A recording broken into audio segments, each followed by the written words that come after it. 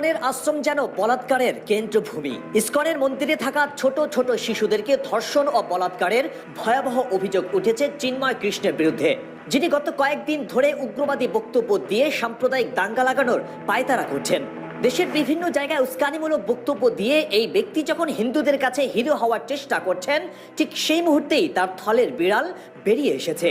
MB টাইমসের অনুসন্ধানে এমন বেশ কিছু শিশুর বক্তব্য পাওয়া গেছে যারা চট্টগ্রামের ইসকন মন্দিরের আশ্রমে সাধনা করত। সেখানকার অনেক শিশুই এই ভণ্ড সন্ন্যাসীর হাতে ধর্ষিত হয়েছে। চিন্ময় কৃষ্ণ ওরফে চন্দন ধর ছিল চট্টগ্রাম ইসকন মন্দিরের প্রধান বা অধ্যক্ষ।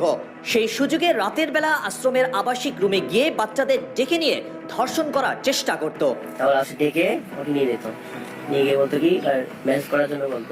ইতোমধ্যে নানা ধরনের অপরাধ প্রমাণিত হওয়ায় চিন্ময় কৃষ্ণকে ইসকনের দায়িত্ব থেকে বহিষ্কার করা